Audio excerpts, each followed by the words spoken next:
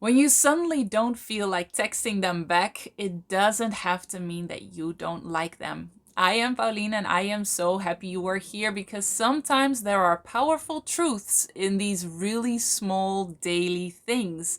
So you may have sent a text to your partner or your potential partner and you want them to text you back. You're wanting to get that notification, and then they text you back and all of a sudden you don't want to reply. And your fear brain is going on this frantic journey saying, but what if this means that I don't like them? What if this means that I should break things off? Because shouldn't I want to text them all the time? No, no, no, no. There are many other things at play here, so let's dive in. Um, when you get a text and you have to reply, all of a sudden, there is the possibility that you will fail. And it might not feel really like failing. Failing might sound like a really big word. But think about it. You get that text, you're happy, and then you have to write something back, craft a message. And what if you say the wrong thing? What if you are not clever enough or funny enough? And you might not have these literal thoughts, but your fear brain associates this texting with I could fail and I could do it wrong. And just that association can cause that uncomfortable feeling that you're feeling when you receive a text and now all of a sudden it's on you to reply.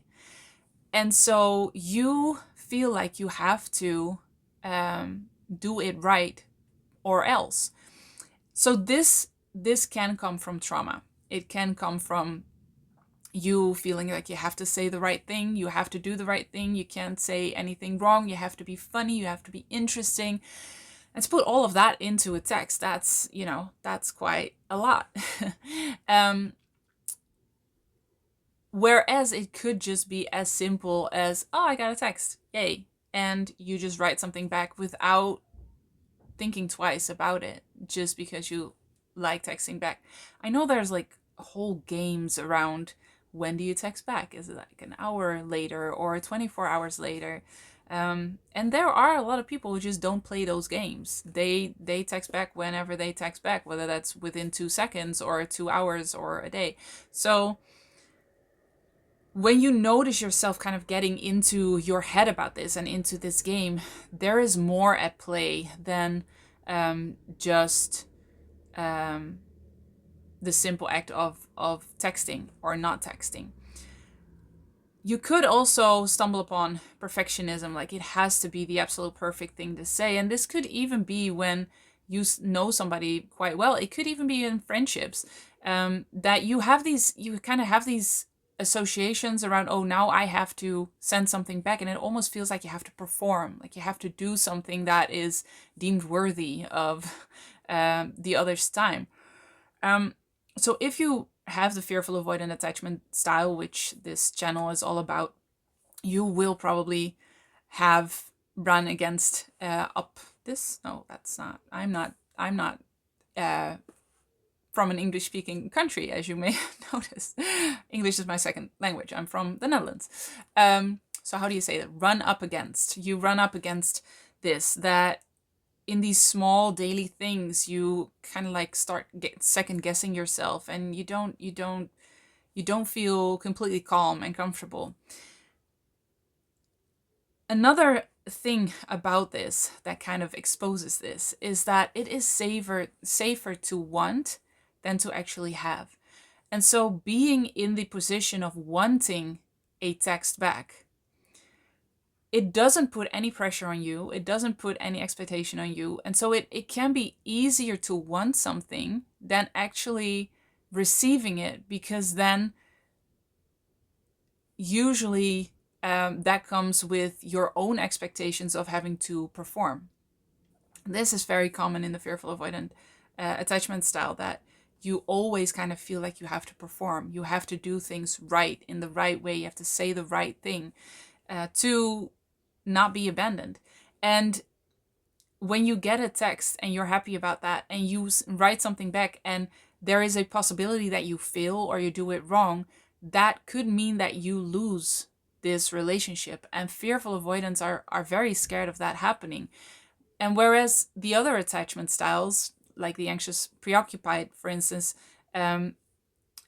they can kind of go full force into wanting to be texted back. And so they text you again, like, did you read that? Why are you not replying?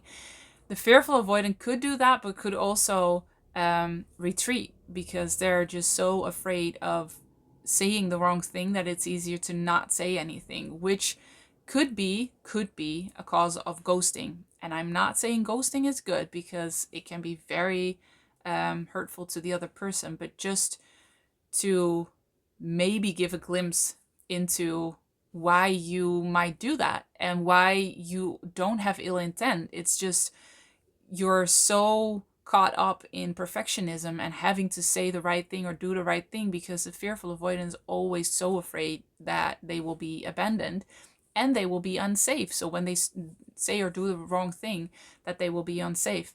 And that they'll lose it. I remember when I was in a crash state of my fearful avoidant attachment style, I just kind of assumed that everybody was just one step or insight away from abandoning me and from figuring out that there was something really fundamentally wrong with me. And so replying to texts or replying to or meeting somebody just, for drinks or whatever, just friends, I was so anxious. I didn't realize it back then because I was just pretty much always anxious.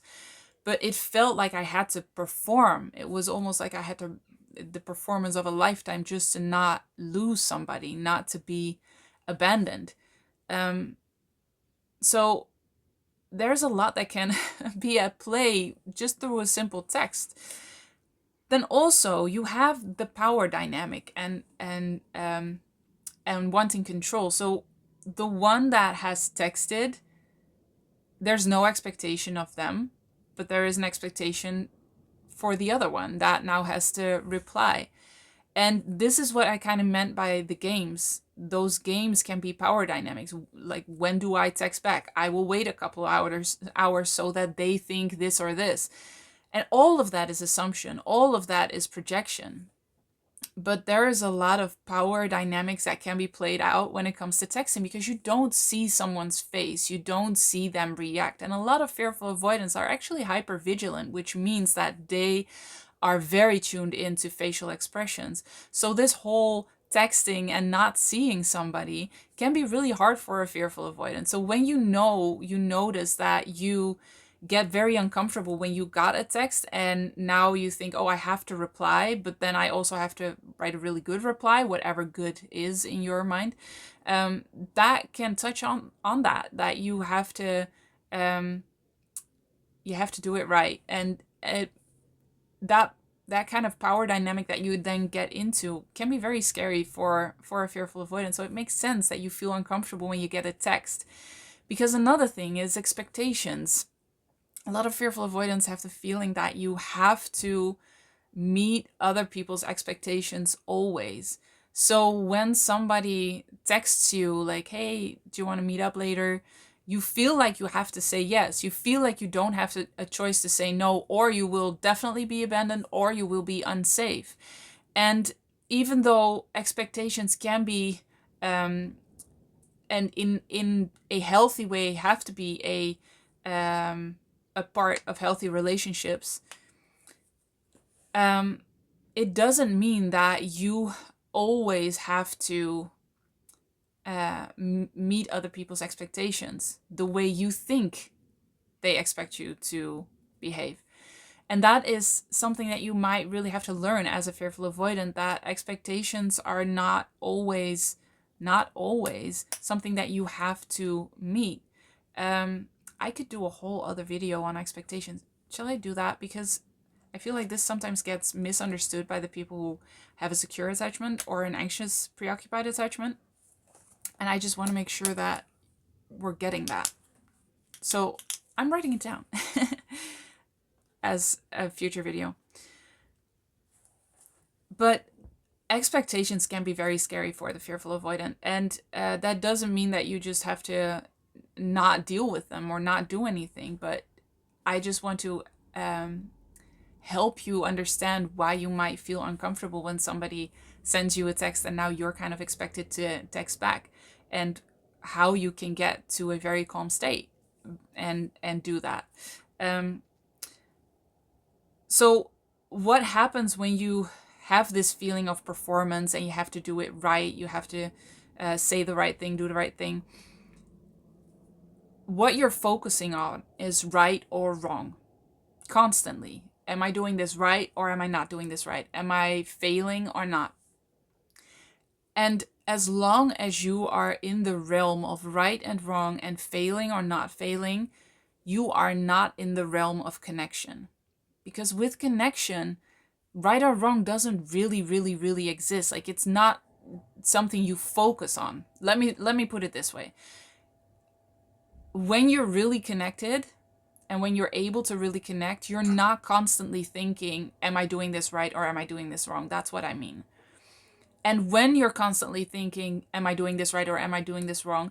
It's really hard to drop down to that kind of level or in your body enough to really connect. Even just with friends. I don't mean physically, intimately, like sex. It's just connecting with another human being goes beyond right or wrong.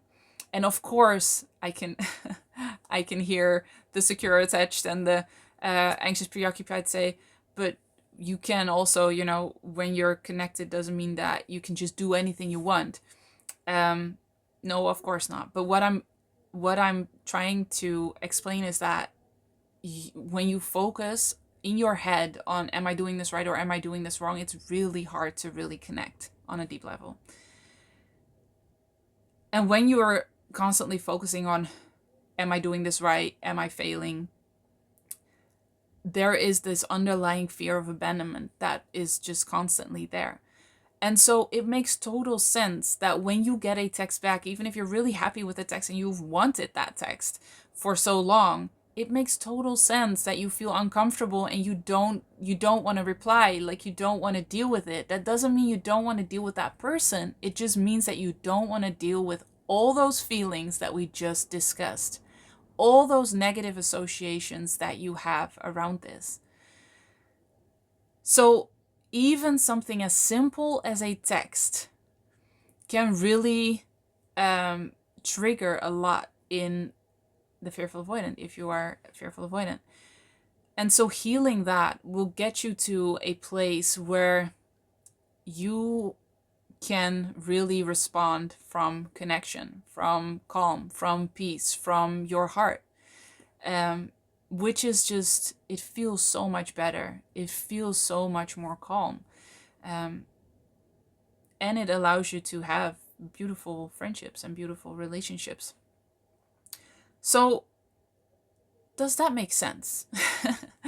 Did this explain a little bit of what you may be dealing with when you're texting somebody? New insights? Let me know in the comments below, because I always want to know. And if you've noticed this and you know you have the fearful avoidant attachment style, the basics of healing the fearful avoidant attachment style are all explained in the 3-day training, the guide. You can download that here in the description. There's a link, and please go do that. If you're serious about healing this attachment style, it contains everything that you need to heal faster and easier, and get to a secure place where you just operate from kind of calm and peace, which is not boring. It's a really beautiful, rich feeling. As always, I am so happy you are here, and I will see you in the next one. Healed and Happy is a tailor-made online program where me and my team personally guide you through healing the roots of the fearful avoidant attachment style.